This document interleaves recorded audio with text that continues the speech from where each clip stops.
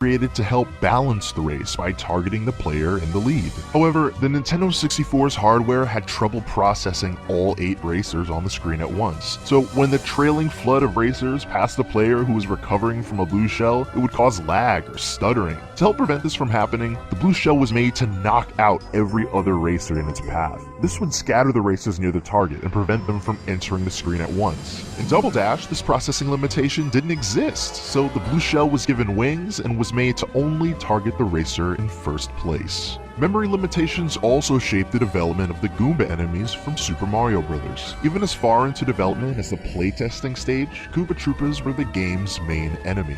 They existed in the same spaces as Goombas in the final version, but playtesters found the turtles to be tricky to beat. They were especially challenging for inexperienced gamers playing from the start of the game.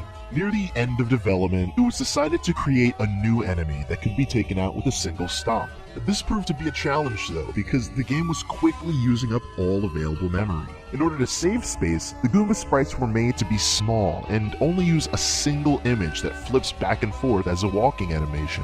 Technical limitations also forced Nintendo to cut entire ideas or reserve them for later use. After Super Mario Bros., Nintendo wanted to give Mario a mountable dinosaur sidekick. But in Miyamoto's own words, it was impossible technically, so Yoshi had to wait until Super Mario World to make its first appearance. Some fans have raised questions about Miyamoto's claim that the NES wasn't capable of gameplay with Yoshi. The main reason being that the 1993 education game Mario is Missing featured exactly that. Gameplay with Yoshi on the NES. However, it should be noted that not only is Mario is Missing a much more simple game than a mainline Mario title, but it also came along near the end of the NES's life cycle, meaning developers had plenty of time to learn how to maximize the console's performance. On the subject of non-Nintendo developed Mario games, there was once going to be another Mario title for the Philips CDI. And not just the unreleased Mario's Wacky Worlds. The lesser-known second unreleased Mario game was called Mario Takes America.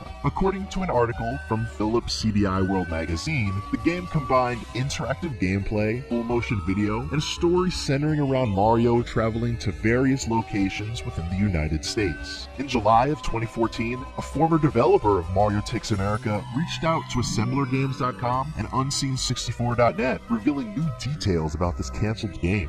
He worked for Canadian developer Sigum Entertainment, who was commissioned by Philips to create the game. Sigum Entertainment sent a crew all over the US to take photos and videos of landscapes. They even used a helicopter to shoot some of the sequences. However, after the other CDI games featuring Nintendo characters failed, Philips cut the funding for Mario Takes America and left Sigum in a tough situation. The failed project bankrupted the company.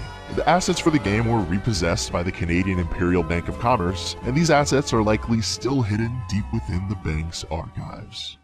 Another cancelled Mario game was a project by Next Level Games, the developer of the Mario Striker series. This scrapped project started as a simple sports title called Mario Volleyball.